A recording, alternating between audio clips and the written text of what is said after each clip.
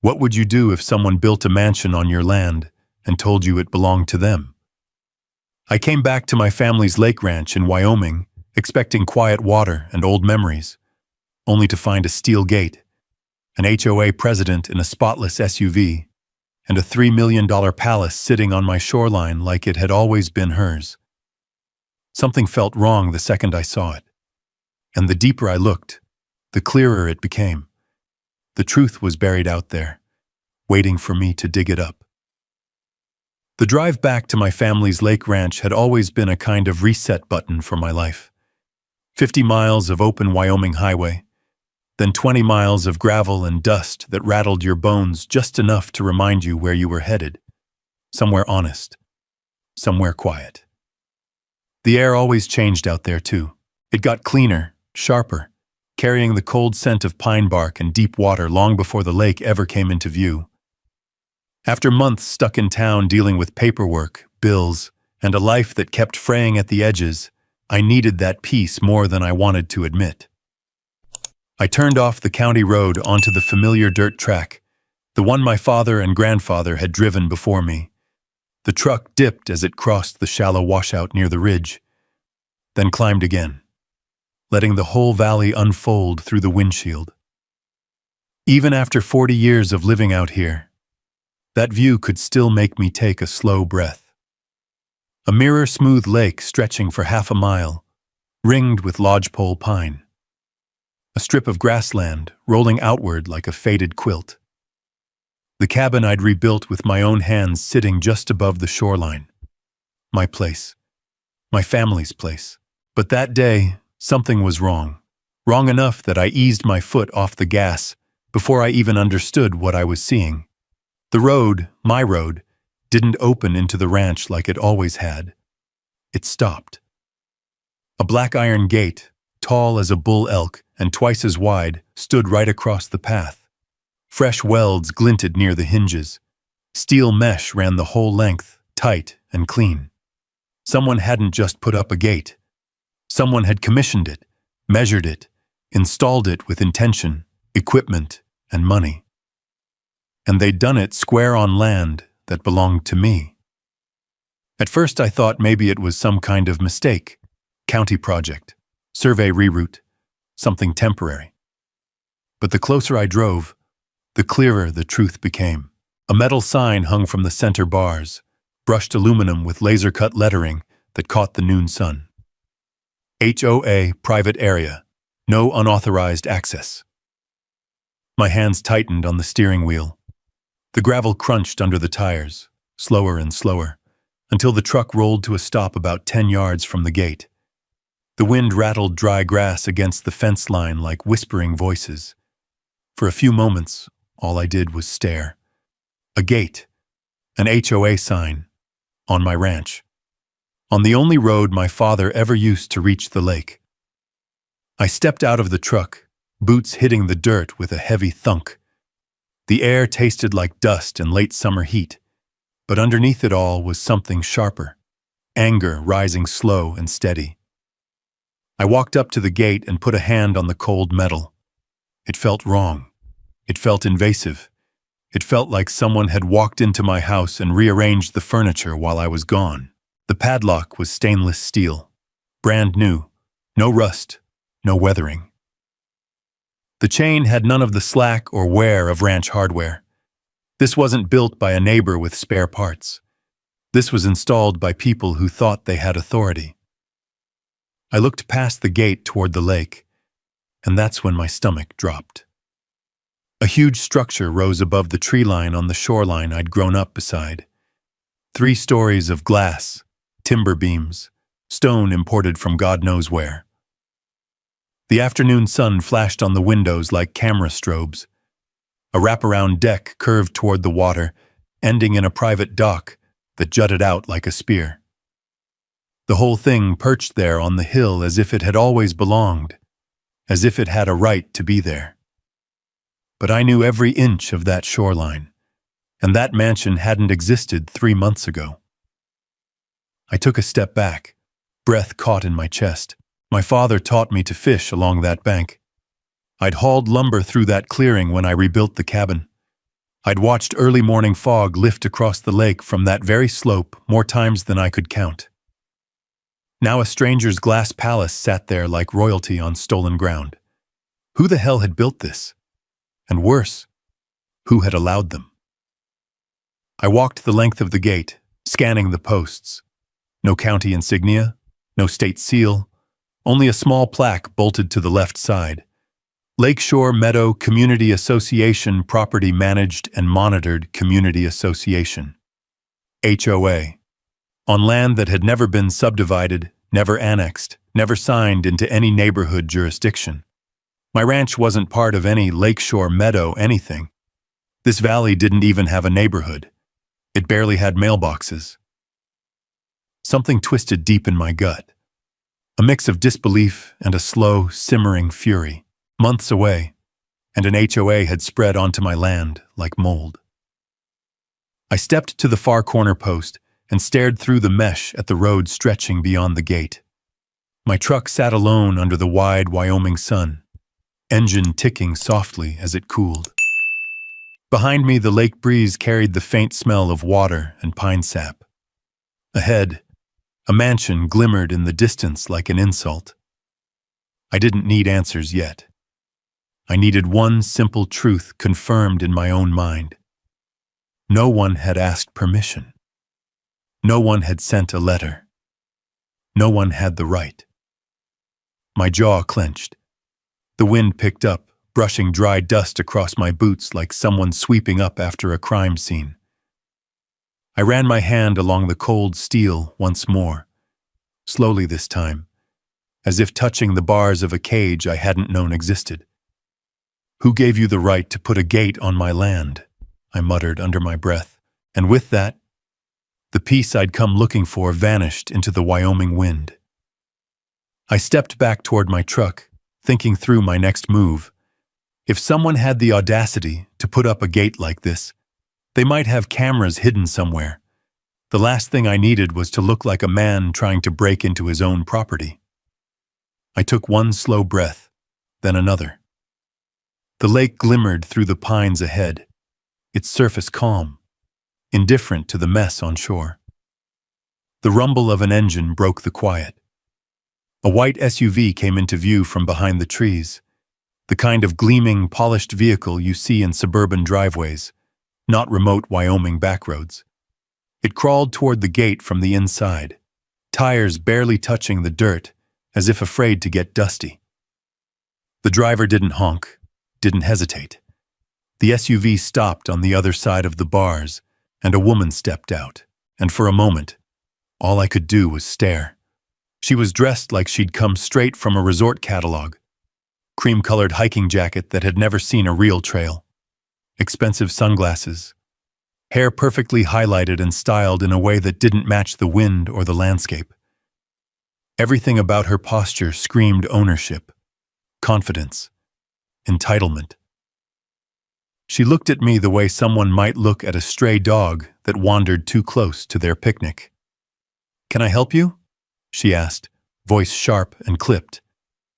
"You can start," I said, keeping my tone steady, "by explaining why there's a gate on my road." Her eyebrows lifted slightly above her sunglasses. "Your road?" "Sir, this access belongs to the Lakeshore Meadow Community Association. Private property. We monitor it closely." I let the words settle. Lakeshore Meadow, Community Association, HOA. I could feel irritation crawling up the back of my neck like a slow-burning fuse. "This ranch has been in my family for 3 generations, I said. "That road's been ours long before any community association existed." She didn't blink. Instead, she reached into the SUV and pulled out a polished leather folder, snapping it open with a practiced flick. Inside were neatly arranged papers, certificates, and a glossy map. She held the map up between 2 manicured fingers. "These documents confirm historic jurisdiction over the shoreline," she said matter-of-factly. "This area has been recognized as community-managed land for decades. I'm sure you understand that for the safety of our residents, unauthorized vehicles cannot be allowed beyond this point." I stepped closer to the gate. What residence? She gave the faintest amused smile, like she was indulging a child. Then she turned her head slightly, as if inviting me to look past her. I followed her gaze, and there it was again. The mansion. Up close it was even more absurd. Wooden beams the size of tree trunks framed the upper levels. Windows stretched floor to ceiling, reflecting the lake like sheets of forged silver. A private deck curved around the side, and at the far end stood a pair of security lights and a paved path leading down to a dock. A couple of workers in reflective vests were hauling what looked like landscaping equipment along the shoreline. All of this on my land. I felt my jaw tighten. Who built that? She lifted her chin. Our community did. A long overdue improvement for Lakeshore Meadow. The previous landowner didn't appreciate the value this shoreline could bring. We do. The previous landowner, I said slowly, was my father. That finally broke her mask, just for a moment. A small flicker of discomfort. But it vanished almost instantly. Well, she said, smoothing her jacket, I'm Bethany Reed, president of Lakeshore Meadow HOA, and if you're intent on visiting this area, I suggest you file the appropriate parking request. Otherwise, the fine is $500. She slid a citation slip through the bars. Already filled out, already signed. Citation. Unauthorized vehicle access on HOA property, $500. I stared at the paper. Something inside me felt like it was being stretched thin, pulled taut. The kind of tension that came from knowing if you spoke too loudly or moved too quickly, you'd say or do something you'd regret. The lake breeze blew a strand of hair across her face. She tucked it neatly behind her ear, waiting. This is my land, I said quietly.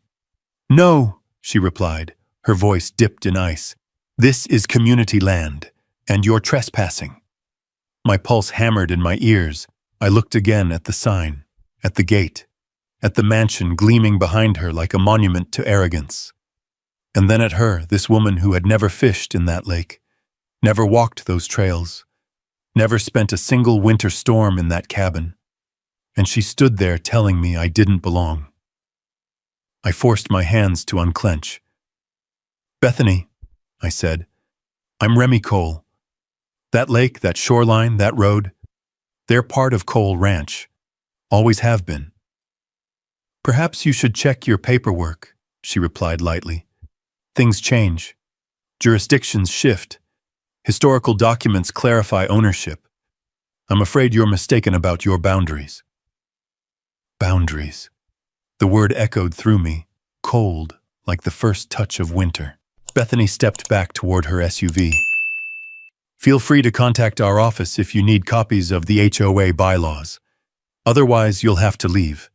We have an event happening this weekend, and we can't have unregistered vehicles cluttering the entrance. She opened her car door. This isn't over, I said. She paused, one foot in the SUV, and gave me a bright razor smile. Oh, I'm sure it isn't. The SUV rolled away, the mansion looming behind it like a dare. The gate remained between me and everything my family had built, silent except for the faint metallic rattle as the wind swept across the valley. I stood there on the dirt road, the citation fluttering in my hand, the dust settling around my boots. A stranger had built a kingdom on my land, and she thought she owned it. For a long moment, all I could hear was the steady push of wind rolling down from the ridge, brushing through the pines like a distant warning. My fingers tightened around the citation until the paper crinkled, the sharp edges digging into my palm. Then I forced myself to inhale, feeling the dry Wyoming air scrape against the back of my throat. Getting angry here, right now, in front of a locked gate, wouldn't do a damn thing.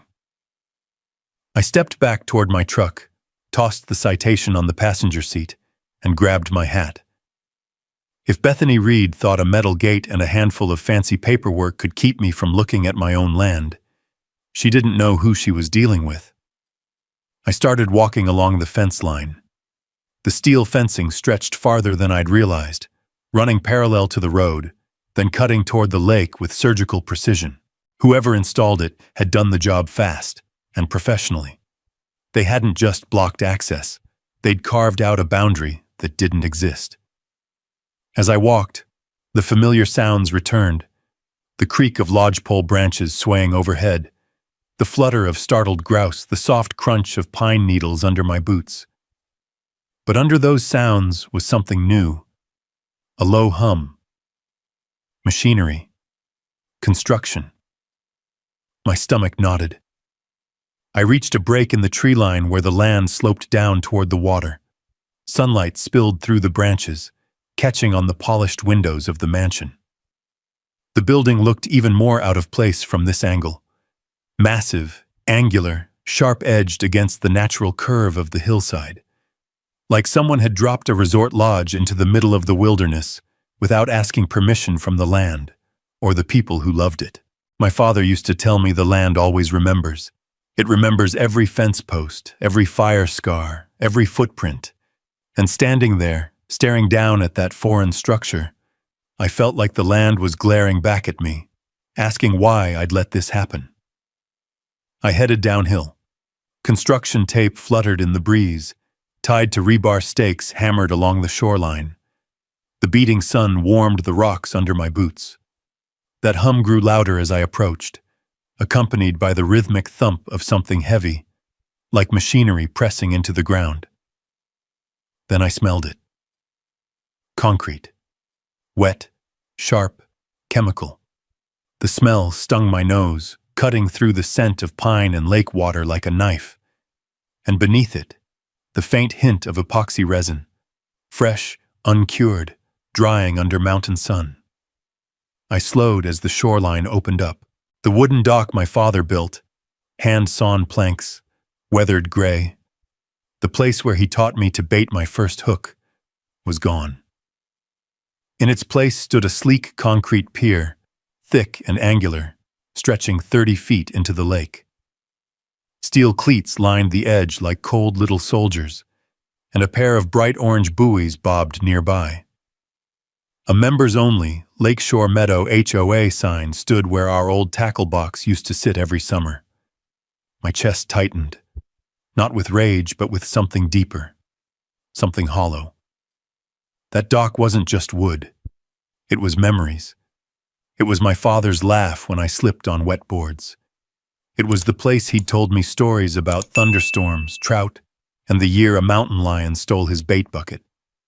It was where I'd taught my own son to cast, where my daughter had sat cross-legged feeding breadcrumbs to the fish, and they'd erased it. I walked farther down the shore. Gravel had been graded into a parking area. Tidy white lines sprayed across the dirt like the place belonged in a shopping center, not the backcountry. Off to the side, two men in reflective vests were assembling a railing along the new pier. Their hammers clinked in steady, factory-like rhythm. That hum I'd heard came from a cement mixer idling near the tree line. Another man, bigger, with a trimmed beard and a radio clipped to his vest, noticed me. His eyes narrowed, and he nudged one of the workers before striding over. "You can't be here," he said. "Private work site." "This is my property," I replied. He barked out a humorless laugh. "No, sir. This is community development land. HOA jurisdiction. If you've got questions, you can talk to Ms. Reed." A slow heat climbed up the back of my neck. I did talk to Ms. Reed. She put a gate across my road. "That gate marks the boundary," he said confidently, like it was an undeniable fact. "We're all good on permits." I studied him. His radio crackled. Somewhere behind him, one of the workers fired up a power drill. No county inspector would ever approve a shoreline structure like this. Not without an environmental survey. Not without impact studies. Not without notifying the landowner. "Let me make something clear," I said, stepping closer. "This ranch, this lake, belong to the Cole family. Any development on this shore is illegal." The man lifted his shoulders. "Look, I'm just hired labor. I'm not getting in the middle of whatever dispute you think you've got. But I am supposed to call security if anyone trespasses. Security. On my family's lake. I turned away before I said something I couldn't take back. As I walked along the shore, the pain in my chest grew heavier. Not the hot, sharp ache of anger, something colder, like betrayal, like grief wearing the face of shock. The land no longer sounded like home. The usual chorus of wind and water was drowned out by construction noise, snapping tape, and the grind of engines. The lake water, normally clear enough to see trout weaving through the shallows, looked duller, disturbed by fresh silt kicked up from recently poured concrete. My boots crunched to a stop near the edge of the new pier. I knelt down and pressed my hand against the concrete. It was still warm from curing. A faint chemical heat pulsed beneath my palm. I closed my eyes for a long moment. This wasn't just a violation of property. It was an erasure of history, a theft of place. When I stood again, the wind felt colder. I turned back toward the road, walking slowly uphill as the last rays of sunlight faded behind the ridgeline. Each step felt heavier than the one before. For the first time in my life, the ranch didn't feel like mine. It felt occupied. And that was the moment I understood something simple and terrifying. If I reacted with anger, I'd lose everything. If I walked away, I'd lose more. But if I stayed calm, if I used my head, there might still be a way to take back what was ours. The ground crunched beneath my boots as I reached the dirt road again. The wind pushed at my hat brim. The sun dipped low enough that the mansion's glass walls glowed like fire. They'd built over my memories. They'd erased my father's work. They'd put their mark on my family's lake. But they had made one mistake, one that echoed through me like a steady drumbeat. They thought I didn't know the land. They thought I'd just backed down. They thought paperwork and concrete could bury the truth. I looked once more toward the mansion's silhouette. They were wrong. I drove back into town at dusk, my truck's headlights cutting through the gathering cold. The sky above the ridge had turned that deep Wyoming purple, the kind that made every pine look like a black cutout against the fading light.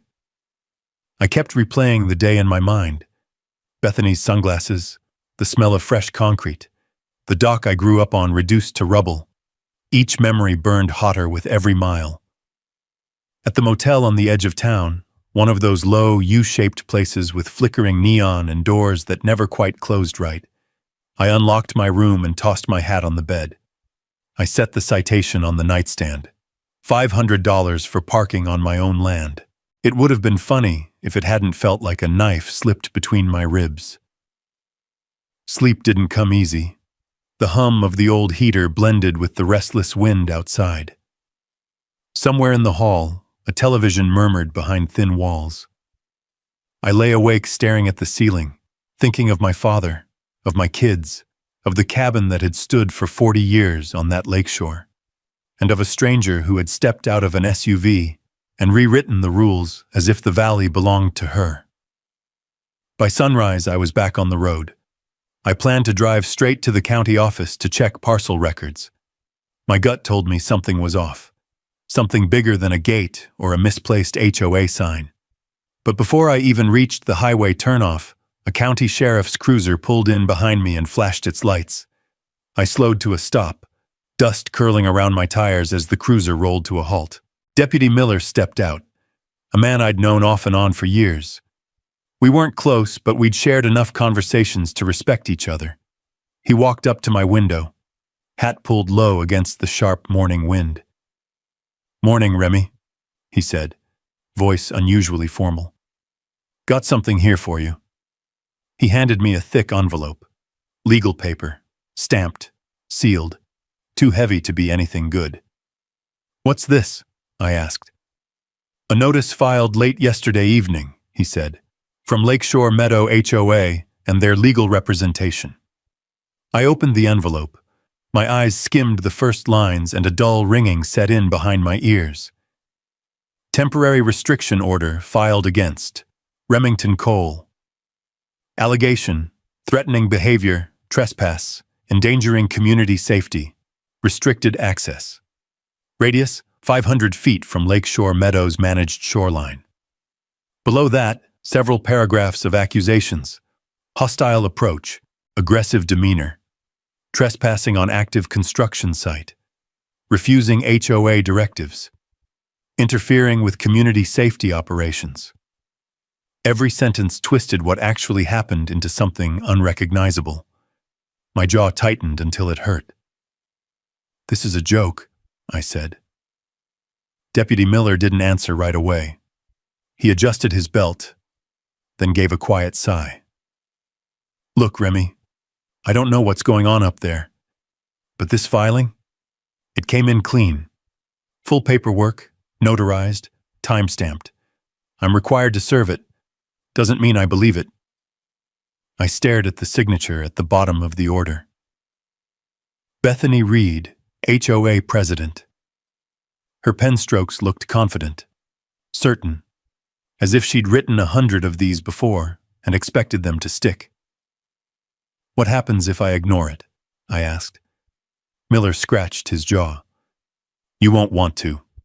Violating a restriction order, even a temporary one, can escalate real fast. Fines, court summons, could mess with your custody schedule if the wrong people see it." My stomach sank. She hadn't just built on my land. She was trying to erase me from it. "Miller," I said quietly, "you've known my family your whole life. You really think I'm a threat to anyone out there?" He shook his head. "No, but paperwork has a way of creating its own truth if nobody challenges it." He tipped his hat. "Get a lawyer, Remy. Quick." The cruiser pulled away, leaving me in the middle of the gravel turnout, envelope still open in my hands. The cold morning air stung my face. The world felt smaller, like someone had tightened a vice around the valley, squeezing out the air I'd always breathed freely. I sat in my truck for a long minute, my fingers tapping the steering wheel, each tap echoing louder inside my skull.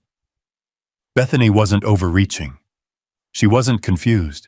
She wasn't misinformed. She was strategizing. That gate wasn't a boundary marker. It was bait. The false citation wasn't a warning. It was groundwork. And this restriction order? It was the real play. If she could paint me as unstable, uncooperative, dangerous, she could discredit anything I claimed, turn public opinion, lock me out of my own land by weaponizing the very system meant to protect it. My kids were supposed to spend part of the summer at the ranch. Their mother already questioned whether the remote lifestyle was stable. If she saw this order, I blew out a slow breath, trying to steady the rising heat in my chest. I needed help. And not just any help.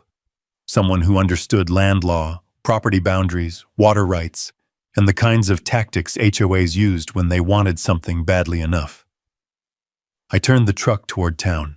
The wind picked up, scraping dust across the windshield, as if the land itself was urging me forward. At the edge of the main street, I parked beside a familiar brick building. Mitchell and Harding Land Use Attorneys. The paint on the sign was weather-worn, but the name caught the morning sun. I stepped inside. Behind the desk, sorting through a stack of case files, stood a woman with auburn hair pulled back in a loose ponytail. She looked up, studying me for a moment, before recognition softened her expression. "Remy Cole," she said. "Haven't seen you since your father's hearing about the old water easement. What brings you in?" "Trouble," I said simply, handing her the restriction order. She skimmed it, and her eyebrows shot up. "Good Lord. They filed this already? After one encounter?" "Not even a real encounter," I said. "I just showed up. They built a gate, a mansion, a dock, on my property. And now they're trying to push me off the land completely." She nodded slowly, the gears already turning behind her eyes. "HOAs can't seize land they don't own," she said. But they can drown you in paperwork if you let them. Remy, someone's planning something big up there, and they're counting on you not fighting back. Oh, I'll fight, I said, voice low. I just need someone to help me do it right. Sarah Mitchell closed the folder, set it aside, and stepped around the desk. Then let's start by seeing exactly what they think they own.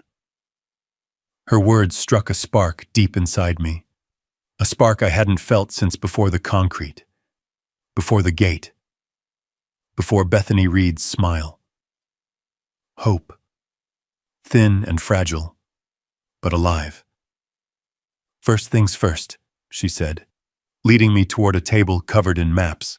We pull the plats, the deeds, the historic records, and we compare them to that mansion's footprint. And if they don't match? I asked quietly. She met my eyes. Then we make them answer for every inch they stole. Outside, the Wyoming wind swept down from the mountains, rattling the office windows like distant thunder.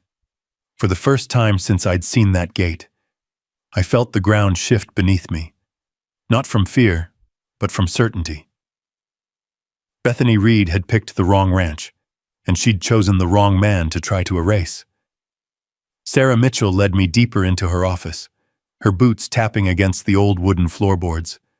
The place smelled like cedar, ink, and the faint peppermint of the tea she always kept steaming on a small warmer. Heavy oak bookshelves lined the walls, crowded with case files, land plat records, and survey logs older than both of us. This wasn't some fancy downtown legal firm. It was a working office for people who lived and breathed the land. Sit, she said, pulling out a chair at a long drafting table covered in topo maps. Sunlight poured through the wide window behind her, casting pale gold across the paper. The maps glowed like veins of some ancient body, lines twisting, curving, intersecting. My father had taught me to read maps like this before he taught me long division. Sarah opened a thick binder marked Cole Ranch, historical in faded black lettering. You brought these in after your father passed, she said. Good thing I archived them. Better thing you trusted me with them. She flipped to a laminated page showing the original deed from the 1960s, written in clean type, edges weathered from the decades. The description was clear. 1,500 acres. Lake, shoreline, cabin, water access, and northern road. No subdivisions. No easements except the old Forest Service right-of-way, long since retired. Your father guarded this land like his own heartbeat, Sarah said softly. I doubt he'd let an HOA near it. So let's see where they think their authority starts. She opened a second binder, this one new, bright, pristine. The title made my stomach twist. Lakeshore Meadow HOA, Jurisdiction and Boundary Claims. She spread a map across the table. At first glance, it looked legitimate. Clean lines, survey-style markings, shaded blocks representing parcels. But Sarah tapped the corner with her pencil. This is the problem, she said. These aren't tied to any county-registered benchmarks. This map is, legally speaking, artwork. I studied the boundary.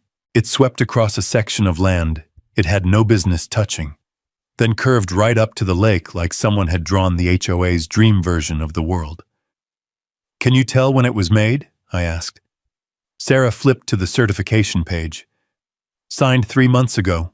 No licensed surveyor stamp, no county filing, no state coordinates. She looked up at me. This isn't an official map. This is marketing. Wind rattled the office windows. Somewhere outside, a truck rumbled past on Main Street. I leaned forward, elbows on the table. So how do we fight this? That restriction order, they're pretending I'm a threat just to keep me away while they build whatever they want. Sarah nodded. That's exactly what they're doing. A legal smokescreen. She reached for her pen.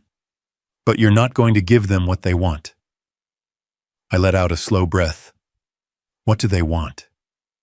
For you to blow up, to lose your temper, to give them a headline they can weaponize. She held up the restriction notice. This? It's bait. They want you to look unstable so they can argue you're not a reliable landowner." My jaw tensed, but she raised a hand. "That's why you have to stay quiet for now. Let them think you're retreating. Silence unnerves people like Bethany. It makes them sloppy." I sat back, letting that sink in. Silence didn't come naturally to me. The Cole family had always been doers, fixers of fences, riders of storms, fighters of floods. But Sarah's voice had the weight of someone who'd seen this kind of legal war too many times. "What's the plan?" I asked. Her smile was small and sharp. "We document every inch, every claim, every post they dug into your land. You know the terrain better than anyone, so do what your father taught you." She pushed a survey-grade GPS unit across the table. "Go find the truth." I ran my fingers along the cold metal of the device. It felt like touching a piece of the past, one of the tools Dad used whenever a developer came sniffing around the lake in the 90s. "Remy," Sarah said, voice lower now, "this fight isn't just about a boundary line. People like Bethany build power by assuming nobody will check their work.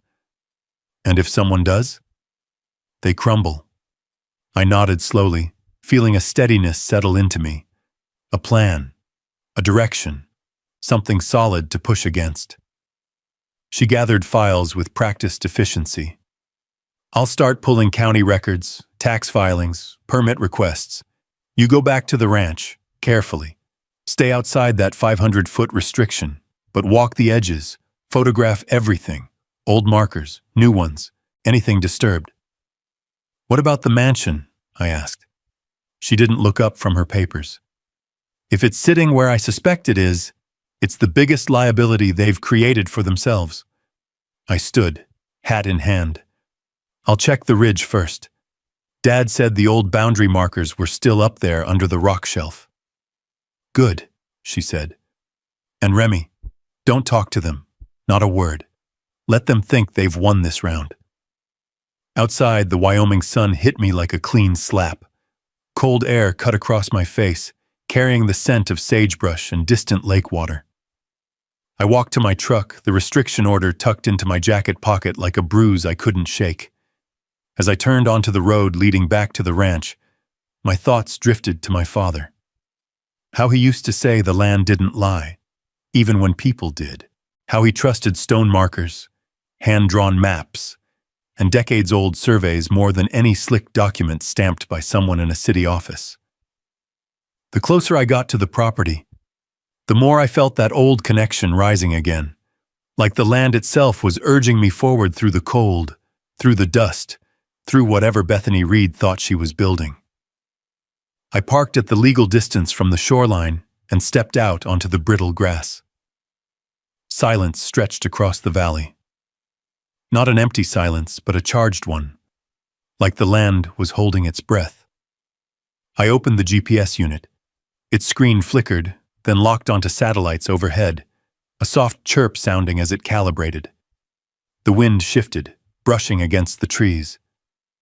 In the distance, I could hear faint construction noise, hammering, drilling, the mechanical cough of heavy machinery. But up here, above it all, the world felt like it used to. Steady, patient, watching. "All right," I murmured. "Let's see where they're really standing." I stepped forward, the grass whispering against my boots. Silence wasn't weakness. Silence was preparation. Silence was the space where truth gathered strength, and the truth was waiting somewhere beneath the weeds and the dirt and the lies. I intended to find it. The morning wind pushed against my jacket as I stepped away from the truck, the grass brushing at my boots in soft, broken waves. From where I stood on the ridge, the lake stretched out below me like a long silver blade, the mansion glinting on its edge like the hilt of a weapon pointed straight at my family's land. Every nail, every concrete pour, every line of fresh gravel, they had all been laid under the assumption that no one would ever question them. Today was the first day someone did. I powered on the GPS unit Sarah had given me. Its screen flickered in the dim morning light, then steadied as it found satellites overhead. The soft electronic chirp sounded strangely out of place in the wilderness, like an outsider trying to speak the land's language. "Let's start where Dad said the old survey line crossed the ridge," I muttered, tightening my pack straps. The slope ahead was steep and tangled with underbrush. Fresh pine needles coated the ground, soft underfoot, while patches of exposed rock jutted out like old bones. My father had taken me through this exact cut more times than I could count. He always stopped at the big split boulder near the crest, said it was the best marker on the entire property. "Natural landmarks don't lie, Remy," he'd say. "Only people do." As I climbed, the smell of sun-warmed pine sap thickened, mixing with the earthy tang of damp soil beneath the top layer of dust. A red-tailed hawk cried overhead, circling lazily in the cold blue sky, as if watching over my slow ascent. When I reached the ridge crest, the wind met me head-on, cold, sharp, carrying the faint echo of construction sound from somewhere in the valley. But up here, above the noise and ambition of the HOA, the land felt unchanged, wild, honest. The split boulder wasn't far. Its two halves leaned apart like the jaws of some ancient creature, their faces rough and gray with lichen. And just beyond its shadow, half buried in tall grass, I spotted the first glint of something familiar. Steel. I pushed aside the weeds, and there it was, one of the old boundary markers my father had sworn would outlast all of us. A rusted survey stake pounded deep into the earth, topped with a brass cap. The cap had darkened with years of weather, but the engraving was still clear. U.S. Land Survey, 1928, WY State Line Series. My breath caught in my throat. 100-year-old truth, still standing. I wiped dirt and pine needles from the cap and checked the coordinates on the GPS. The numbers snapped into place, and they didn't match any HOA map Sarah showed me. Not even close. "This is coal land," I whispered. "Always was." A surge of something fierce and hopeful moved through me, the kind of feeling you get when a storm finally breaks after days of pressure. I marked the coordinates on my pad, photographed the stake from every angle, then turned toward the next ridge point. Finding that first marker lit a fuse. My steps grew surer, faster. The land seemed to guide me, each natural bend matching some half-forgotten memory from childhood hikes. I followed the curve of the slope down toward a ravine where an old cattle trail used to run. Brush scratched at my jeans as I descended, and the wind slipped through the canyon in long, low whistles that made the hairs on my arms stand up. On the ravine floor, where the trail widened between two granite outcrops, I found the second marker. It had fallen sideways, half-rotted at the base, but the brass cap was unmistakable. Another federal benchmark. Another nail in the coffin for the HOA's imaginary boundary. As I crouched to photograph it, sunlight broke through the clouds in a sudden bright shaft, illuminating the metal like a spotlight.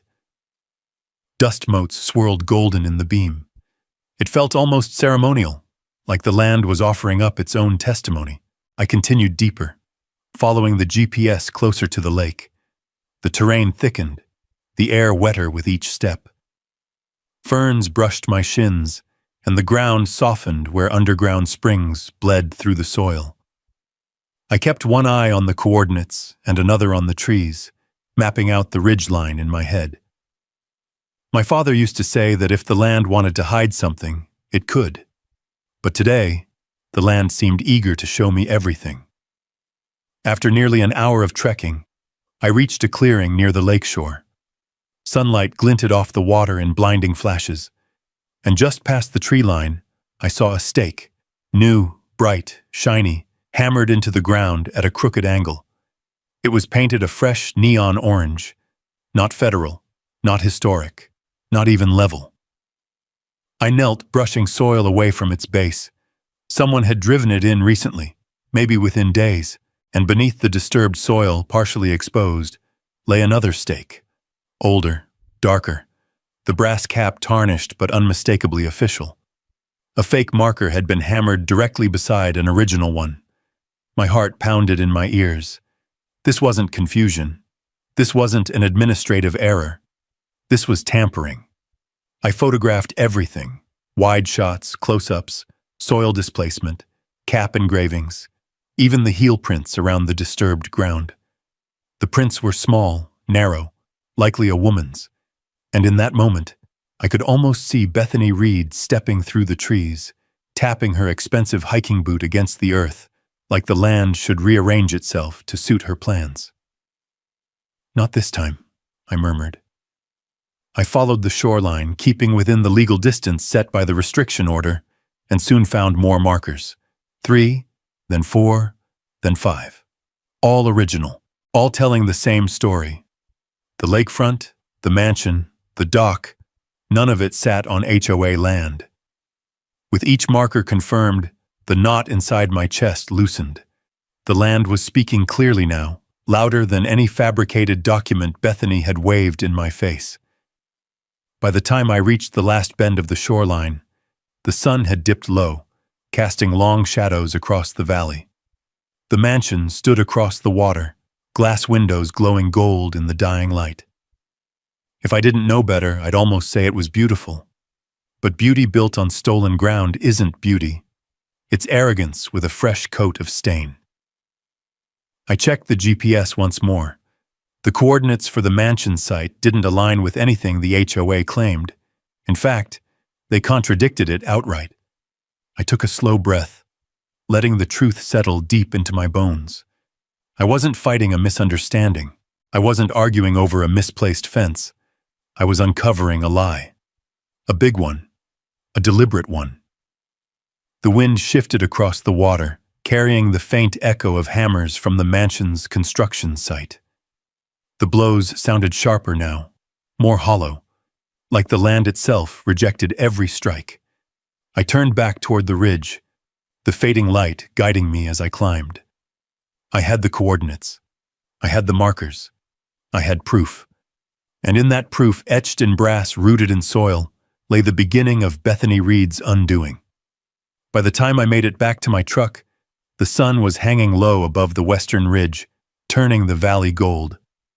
The GPS unit beeped softly as it powered down, its screen dimming into darkness. I placed it on the passenger seat, beside the camera I'd filled with photos of every marker, every disturbed patch of earth, every fake stake hammered by HOA hands. For the first time in days, the tightness in my chest loosened. I drove straight to town. The Mitchell and Harding office glowed with yellow lamplight when I walked in. Sarah was still at her desk, hair tied up messier than before, glasses perched low on her nose. A half-eaten container of leftover lo mein sat beside a stack of case files. She looked up when the door creaked open. "You're back earlier than I expected," she said. "I found them," I replied, dropping the camera and GPS unit on her desk. "The markers, the originals, everything your plats predicted, and more." She sat up straighter, pushing aside her dinner. "Show me." I scrolled through the photos, one by one. Brass caps engraved with 1928 survey marks, coordinates stamped into metal, soil disturbed around fake stakes, even the heel prints left in the dirt. Sarah's eyes narrowed with every picture. "Remy, this isn't just overreach. This is tampering. This is deliberate." I nodded. "And the coordinates? They put the HOA boundary nowhere near the lake." She turned to her computer, fingers flying over the keys as she cross-referenced each coordinate with the county's geographical database. Every ping came back the same: Cole Ranch. Every time she clicked, her expression sharpened. Finally, she sat back, exhaling hard. "They built that mansion 300 feet into your land, maybe more, and the dock at least 200 feet. That new access road they paved? Completely off any HOA map. They didn't just fudge a boundary line, they ignored it altogether." I let that sink in. Even knowing what I'd seen out there, hearing the numbers spoken aloud made it feel heavier, more real, more infuriating. They thought no one would check, I said quietly. No, she agreed. They thought no one could check. Most landowners don't know how to run a survey. But you're not most landowners. She clicked open a new document on her screen. With these coordinates, we can commission a full professional survey, a certified one, legally unshakable. I frowned. How long? 2 days, she said. Maybe less if I pressure the county survey department. And cost? A couple thousand. I didn't even blink. Do it. She nodded. And Sarah, I added, voice lower now, make sure the surveyor knows to check every structure, every fence post, every square foot of disturbed dirt. Her lips curved into a thin smile. Already on my list. Outside, a truck passed on Main Street, its rumble fading into the night. I stared out the window at the empty sidewalks, the dim porch lights glowing above closed shops. This town, quiet, honest, wasn't built for battles like this. But the land around it was. And so was I. Sarah interrupted my thoughts. Remy, you need to be prepared. If this goes the way I think it will, they're not going to roll over. They'll deny, deflect, maybe even try to drag you through more legal mud. Let them try, I said. She held my gaze for a long moment. Your father would be proud of you. I swallowed hard. That hit deeper than anything else had. I left the office just as night fully settled on the valley. The stars came out sharp and cold, thousands of them pricking the sky. Clouds drifted like slow-moving shadows across the ridge. The air smelled of sagebrush and the coming frost. Back at the motel, I lay awake again, but this time from anticipation instead of dread. Morning broke clean and pale. By noon, the county's survey team arrived at the ranch. 3 trucks, a drone, and enough measuring equipment to map the entire valley twice over. A man in a thick canvas jacket stepped out and introduced himself as Carter, lead surveyor. Your lawyer told us to treat this as a federal-grade assessment, he said. Full precision, no shortcuts. That's exactly what I want, I replied. He nodded and signaled his team forward. I stayed behind the 500-foot restriction line, careful, silent, watching. Carter's crew moved like soldiers, staking flags, setting tripods, calibrating instruments, launching drones. The humming sound rose, mingling with the cold wind. Across the lake, workers on the mansion deck paused to stare. Let them. Hours passed. The sun arced overhead. Shadows stretched long across the hillside. Carter's team worked through it all, relentless. Late afternoon, Carter walked toward me, tablet in hand. We finished the first sweep, he said. And Mr. Cole, you'll want to see this. He tapped the screen. A glowing aerial map appeared.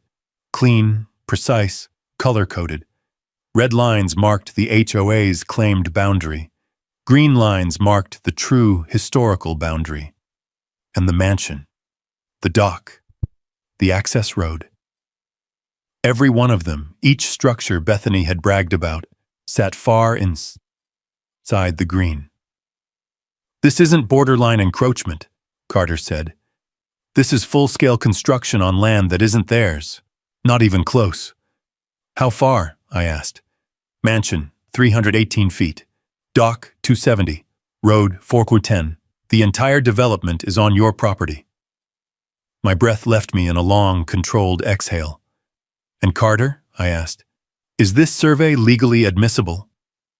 He met my eyes with a steady look. Absolutely. These coordinates are tied to federal benchmarks. Not even a judge can dispute them. Sarah had been right. The truth wasn't fragile. It wasn't complicated. It was solid, down to the inch. I looked across the lake, at the shimmering windows of the mansion that never belonged there. Each pane caught the light of the setting sun, glowing like gold. But beneath that glow, Beneath the money and arrogance and shiny HOA paperwork, it was nothing more than a trespasser. A very expensive trespasser. "Send everything to Sarah," I said. "All the data, all the coordinates, every photo." "You got it." Carter walked off, shouting instructions to his team as the light dimmed behind the mountains.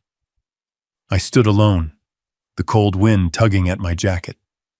They had built an empire on stolen ground, and now, for the first time, I had the map that could tear it all down. I folded Carter's printed map and slid it carefully into a weatherproof folder. The paper felt heavier than it should have. Heavier with truth. Heavier with inevitability. The wind coming off the lake carried the scent of pin and the low murmur of distant water hitting the rocks. The same sound I'd heard as a kid fishing with my father. It should have been comforting.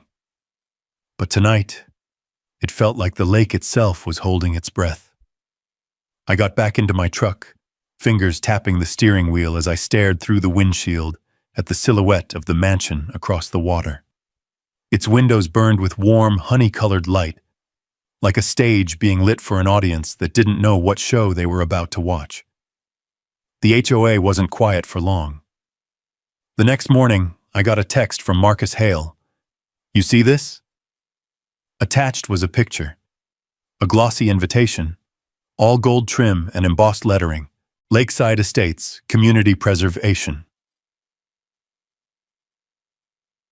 Gala, hosted by HOA President Bethany Reed. Location, Lakeside Estate, the mansion. Purpose, to affirm our historical rights and celebrate our protected shoreline.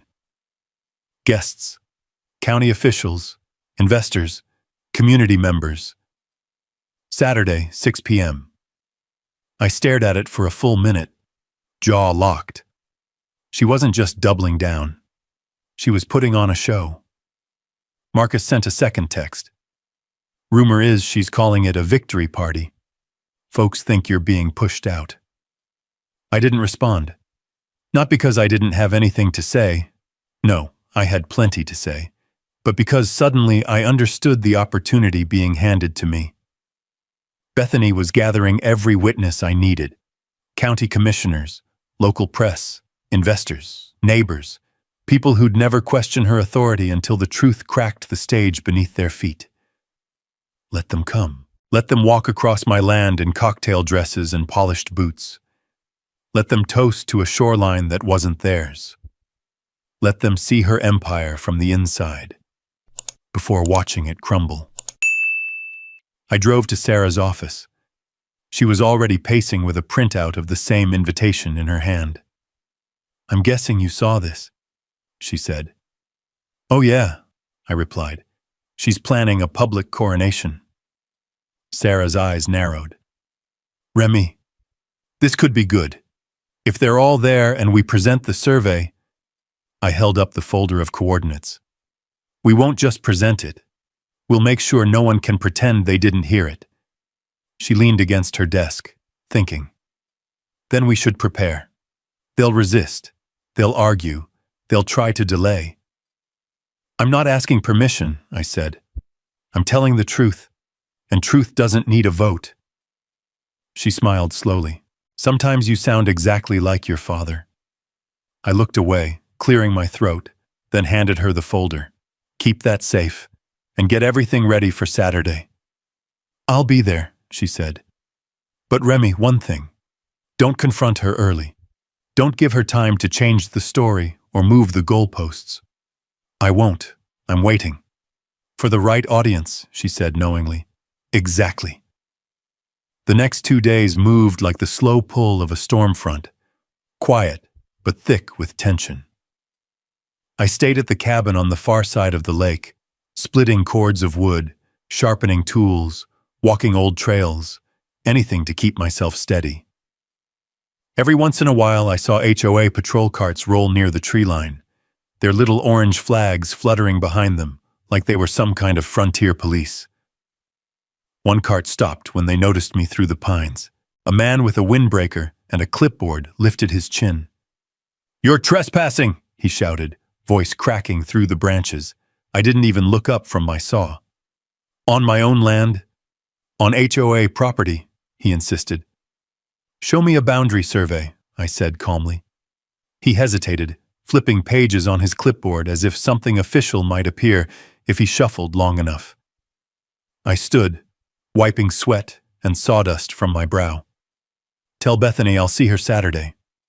He swallowed hard, then drove away, engine whining like a startled rabbit. That evening, I pulled an old metal lockbox from the cabin closet. Inside were things my father left behind. Old photos, hunting tags, a bundle of folded papers. At the bottom sat our family's original deed.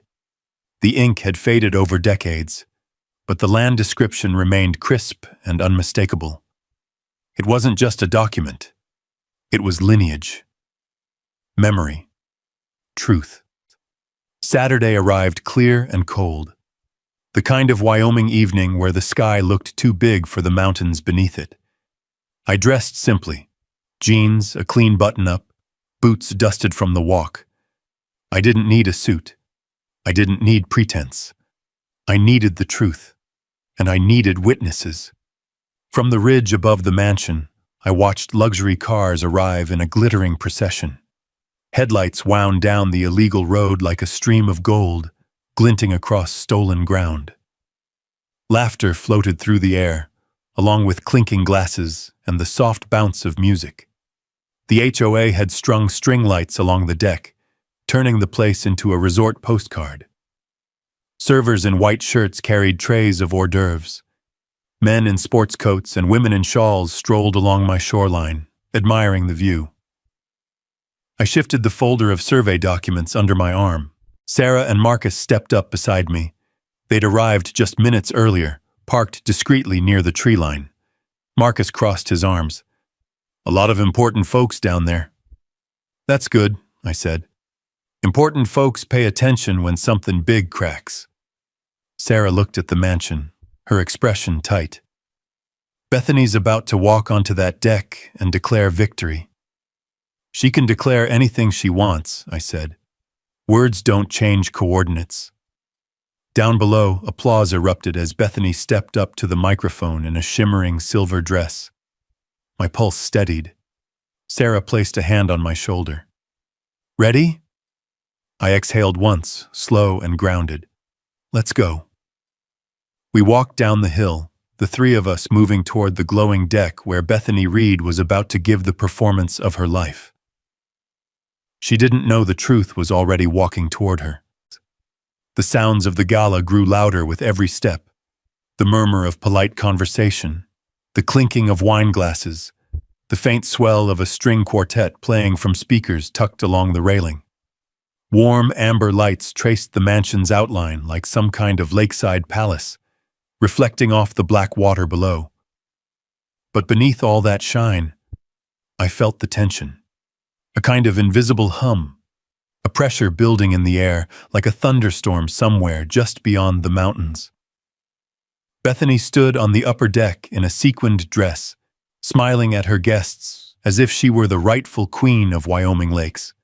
She held a microphone in one hand and a stack of rolled historical documents in the other.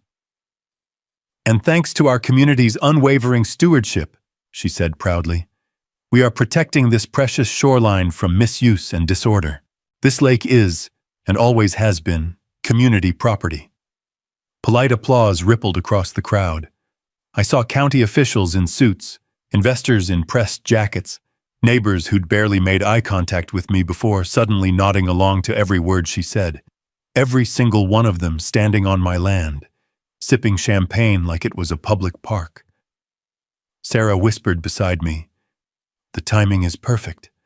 Go when she finishes her next sentence." Marcus nodded. "I'm here if she tries something clever. And trust me, she might." Bethany lifted her chin proudly. "Tonight is a celebration of our victory. Our documents, our bylaws, and our historical rights have been recognized." I stepped forward before she could finish. "Recognized by who?" The microphone squealed as she froze mid-sentence. 200 heads turned in perfect unison. The music cut off with a soft click. Even the lake seemed to still behind us. Remy Cole had just walked into her spotlight. Bethany set her jaw. "Sir, you are not permitted at this private event." Sarah came up beside me, her voice cool and even. "Actually, he is. These people are standing on his land." Uneasy murmurs spread through the guests. Bethany's smile twitched. "That is false information. Completely false. Please disregard whatever theatrics this man is attempting." I opened the weatherproof folder in my hands and pulled out the rolled survey. "Is that so?" Bethany lifted her chin defiantly. "This community has documents, historic mining rights established long before your so-called ranch. These papers," she held them up dramatically, "prove that this lakefront belongs to Lakeside Estates." "That's interesting," I said, stepping onto the deck, my boots echoing across the wooden boards. "Because I have documents too, real ones." I unrolled Carter's certified survey across a nearby table. The paper cracked sharply, the sound slicing through the murmurs like a whip. Bright orange coordinates, federal benchmark seals, clear boundary lines, and every single structure of her empire, the mansion, the dock, the road, was drawn unmistakably inside the boundaries of Cole Ranch. Marcus spoke firmly. "These documents were certified by the county yesterday and filed in public record this morning." Bethany's face went pale beneath the warm glow of the string lights. "That's not possible," she said through clenched teeth. "We submitted our own survey." I nodded. "And your surveyor confirmed the same thing. You just buried the results." The room erupted with gasps and whispers. A man in a charcoal suit leaned closer to study the coordinates. "These are government benchmarks. This doesn't lie." I reached into the folder again, this time pulling out my family deed. Its faded paper, handwritten notes, and embossed seal looked humble beside her glossy fakes, but truth rarely comes wrapped in ribbon. "This deed," I said, laying it gently beside the survey, "has been in my family since 1961. It contains the original legal description of this entire 1,500-acre ranch, including the lake and the shoreline you're all standing on." I tapped the coordinates. "And these match the deed exactly." Bethany tried to laugh it off, but her voice cracked. "This is absurd. These coordinates, these lines, they're wrong. They must be wrong. Our mining rights are printed on paper manufactured in 2019, Sarah said, raising one of Bethany's historic documents. "The watermark proves it. So does the modern notary stamp and the font." The crowd erupted into shocked murmurs. One woman gasped, "You forged historical documents?" Another whispered, "We donated money based on this." Bethany's face twisted with panic. "Lies! All lies! He's doing this to sabotage our community!" Marcus stepped forward, voice steady. "Mrs. Reed, everything shown here has been verified at the county level. You built this mansion without legal authority on someone else's land. You collected HOA dues on land that isn't HOA land. What's happening right now, this party, is trespassing." A heavy silence fell over the deck. Not angry, not chaotic, just stunned. Then, from the back of the crowd, someone said loudly, "Wait, are we illegally on his property right now?" I nodded once. "Every one of you." A man in a blazer cursed under his breath. A woman clutched her purse tighter. Several guests stepped instinctively toward the edge of the deck, like that would somehow put them on safer ground. Bethany lunged toward the table, reaching for the map. I slid it away before she could touch it. "Don't," I said quietly. She froze. "This is my land, and this, everything you built, is standing on borrowed time." Her voice trembled. "You don't get to decide that." I looked her dead in the eye. "The land does. The law does." The lights above us flickered as a breeze brushed across the deck. Somewhere in the distance, a loon cried across the lake, and then Sarah said the words that closed the trap completely. This mansion will be subject to immediate injunction. The county will issue a stop work order on all HOA activity by morning, and Miss Reed, you will have to explain your forged documents to a judge. The guests quickly began distancing themselves from her, stepping away as if her guilt might spread on contact. The glimmering party atmosphere evaporated. Conversation turned into tension. Wine glasses were set down. People whispered into phones. Some backed toward the stairs. Bethany looked around, wild-eyed, as her empire cracked in front of the very witnesses she had gathered to celebrate her imagined victory. And then she whispered, barely audible but shaking with disbelief, "This was supposed to be my lake." "No," I said softly. "It never was." And as the lights reflected across the water, no longer warm and inviting, but cold and exposed, I felt the weight of months of tension finally begin to lift. The truth had spoken, and it had spoken loudly. The crowd didn't scatter all at once. It was more like the slow break of ice on a winter lake. First a crack, then a shift, then the whole surface moving in one quiet, inevitable direction. People who had been proudly standing shoulder to shoulder with Bethany moments earlier now stepped away from her as if she carried a contagion.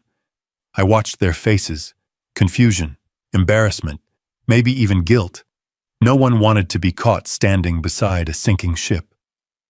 County Commissioner Warren McNeely was the first to speak. "Mrs. Reed," he said, voice stiff, "we'll need you to remain available for questioning regarding these documents and the permit filings." Bethany didn't answer. She stared at the survey map like it was a snake coiled on the table.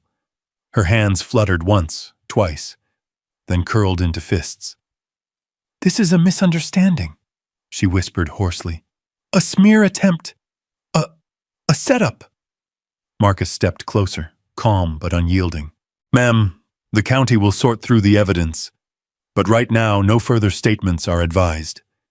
She swung toward him, eyes flashing with something raw and desperate. "You're siding with him? With that man? This is my community. I built this. I protected this land from people like—" I stepped forward before she could finish. "People like what, Bethany?" I asked quietly. Her mouth moved, but no sound came out. "This land was never yours," I continued. "You built your life here on a lie, and you expected everyone else to live inside that lie with you." Somewhere on the deck, glass shattered. A guest muttered, "Good Lord." Another whispered, "We need to go." The crowd thinned faster after that. Some hurried toward the mansion to collect coats and purses. Others whispered apologies, awkward, stumbling words about not knowing, not realizing, not questioning what they were told. I accepted their words with a polite nod. I didn't need their guilt. I didn't need their approval. All I needed was the truth. When the last guest had disappeared down the staircase, the night grew still except for the faint slap of lake water against the pilings. The mansion's lights flickered, then steadied. One last attempt at grandeur. Bethany stood alone with the silver dress clinging to her arms like armor she couldn't take off. "You ruined everything," she said quietly, not angry, not shrill, but hollow. "No," I replied. "You did that when you decided the truth didn't matter." She shook her head like she still couldn't believe any of it.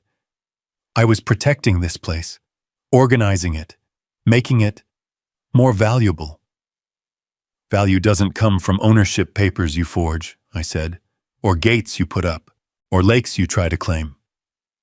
I put a hand on the table and gently slid the survey back into its folder. "It comes from respect, from knowing where your boundaries actually are." Her voice cracked. "You'll regret this." "No," Sarah said behind me, her calm voice cutting through the cold air. "He won't." Bethany Reed turned away, shoulders bowed, hands trembling. Her empire, her dream, pulled out from under her like loose nails from rotted wood. County officials guided her gently toward the waiting sheriff's vehicle. Marcus leaned toward me. "We'll process everything first thing in the morning. They'll freeze all construction, issue stop work orders, and start investigating the HOA charter. You did the hard part." I exhaled slowly. "Feels like the hard part isn't over yet." He nodded once. "Maybe not, but the tide has turned." Then he squeezed my shoulder before turning to join the other deputies. Sarah remained beside me, watching Bethany disappear into the dark. "You handled that with more restraint than most people would." "I didn't come here to destroy anyone," I said quietly. "I just wanted my land back." "And now you'll get it," she replied.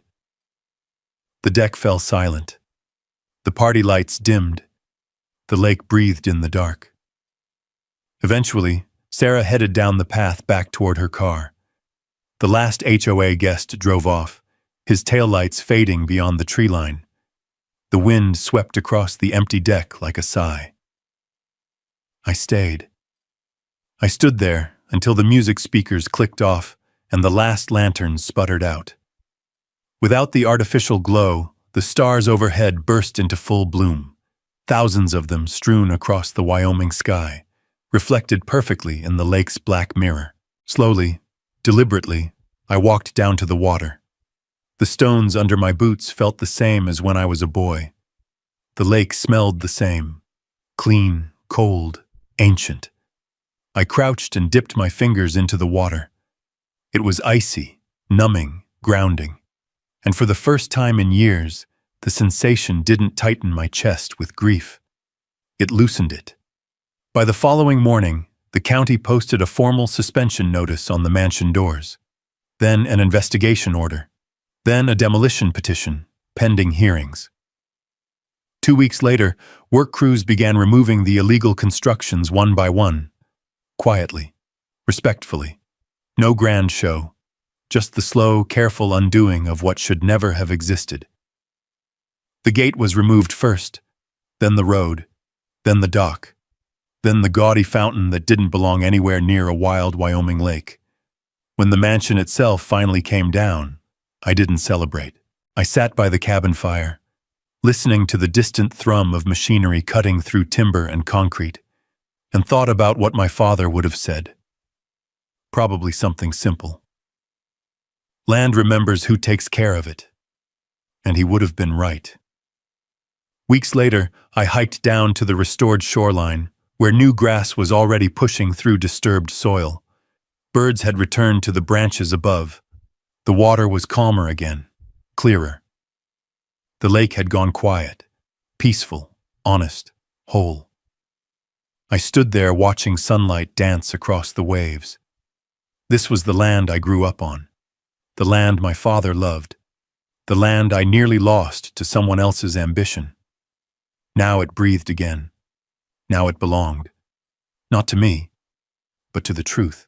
And as the wind swept across the surface, carrying the scent of pine and cold water, I whispered the same words I'd told Sarah the night of the gala. I didn't come here to destroy anything. I slid my hands into my pockets, looking over the quiet lake that finally felt like home again. I just came to take care of what's mine. Sometimes standing your ground is quiet work, but it still matters.